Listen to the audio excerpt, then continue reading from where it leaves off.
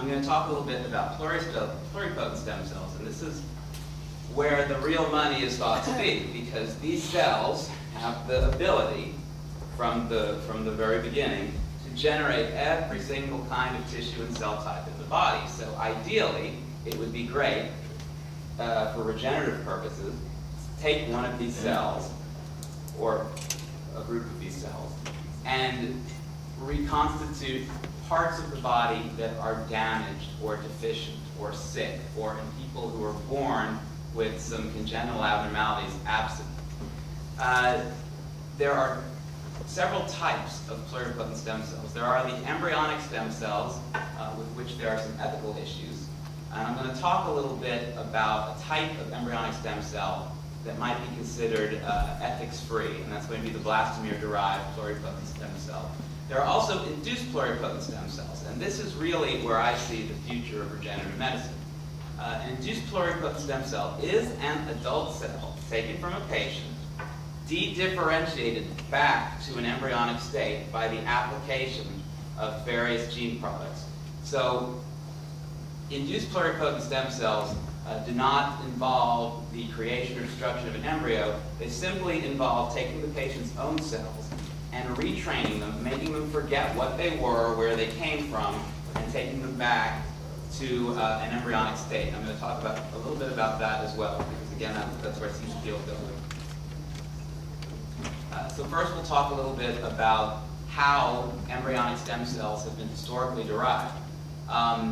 When the original work with embryonic stem cells was done, it was done in mice, and it was done by taking what we call the inner cell mass of a blastocyst. You can see the blastocyst here on my right, your left.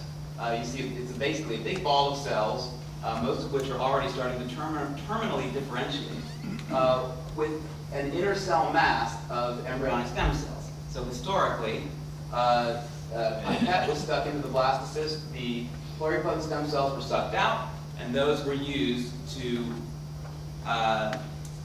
practice or to develop cell therapies in mice.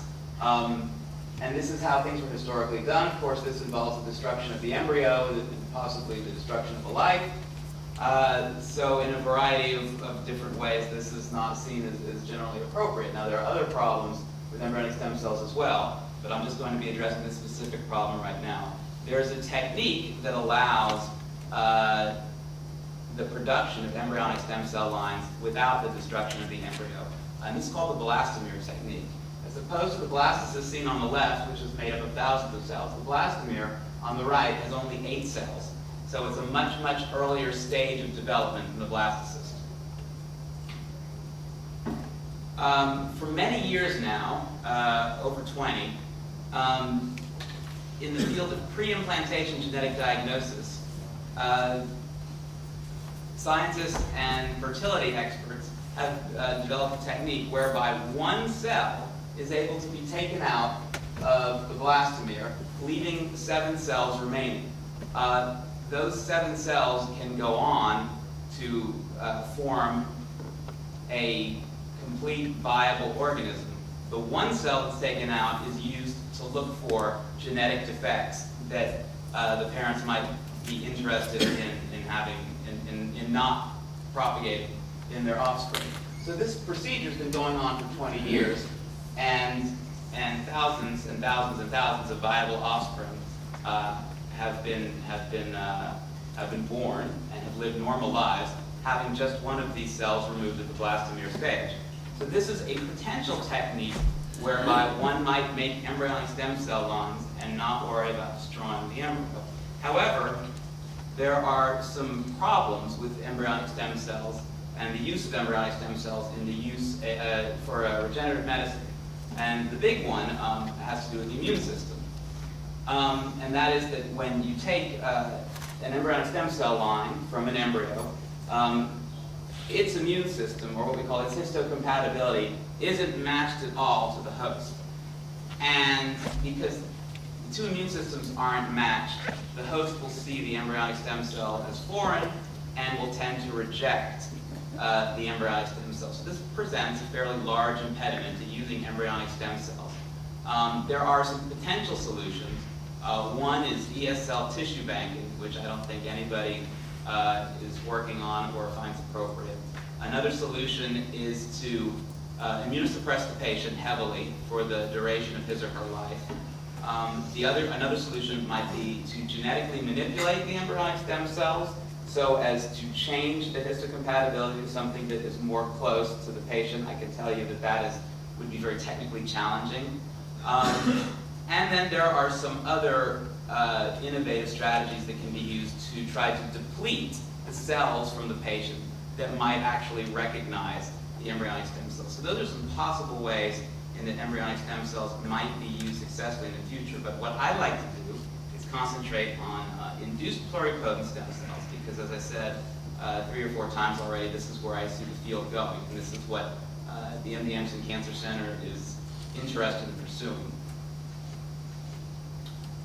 As I said, these are adult cells that are dedifferentiated back to an embryonic state by the application of 4 genes or gene products. And one of the problems with induced pluripotent stem cells up to this point in time is they haven't really worked very well. It's been relatively easy to get a cell that looks like an embryonic stem cell. It's been relatively easy to show that these cells express all the different genes that pluripotent stem cells should express. But the problem is when we try to use these cells in therapies, they don't work. They don't grow. They don't redifferentiate back into the tissues that we like.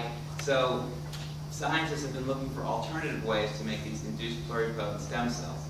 And the way that we think this is going to work is by the use of umbilical cord blood stem cells, including those that are derived from frozen umbilical cords.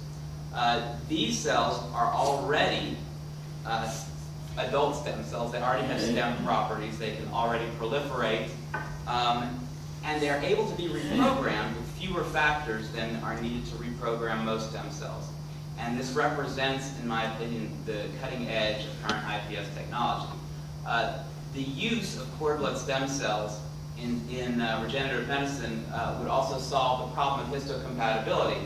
Why? Or at least partially solve the problem. Why is that? Because for 10, 15 years now, we have had umbilical cord blood banking going on around the world so that umbilical cords can be used to save people's lives when they receive stem cell transplants for leukemia or for other life-threatening cancers.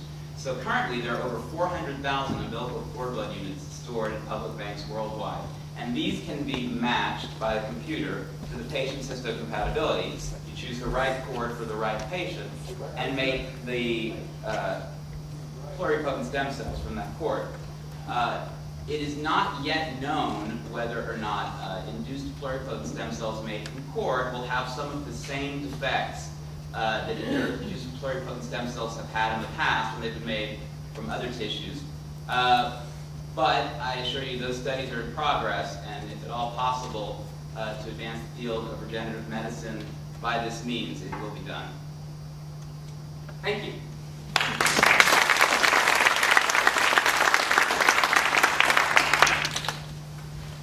Questions for Dr. Becker? So you, in your last slide, said that there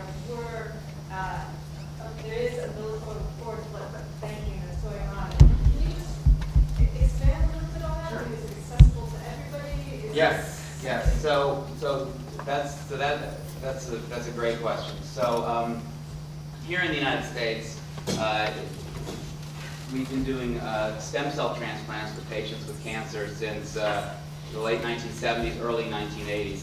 And one of the problems is that Caucasians are heavily represented among donors in the bone marrow registry, but minorities are not. And one way around that problem, theoretically, it was thought would be to harvest the leftover umbilical cord blood from every live birth in America, type it, bank it, freeze it, and have it available for anybody who might need a stem cell transplant.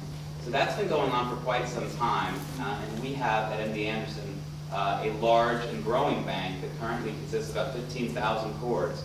And those are available for anyone that connects to the registry that needs a cord for a transplant. And these sites, these umbilical cordless banks, have been set up all over the world. There are banks in Israel, there are banks in Brazil, there are banks in Japan, there are banks in the United States, and they consist of cord blood collectors who are at the site of delivery in big hospitals around the United States. The mother-to-be signs an informed consent so that she's aware her cord will be banked. And of course, she has the right to refuse, and that happens too. The collectors squeeze every last bit of blood they can out of, after the baby's born. They squeeze every last bit of blood they can out of the cord and the placenta.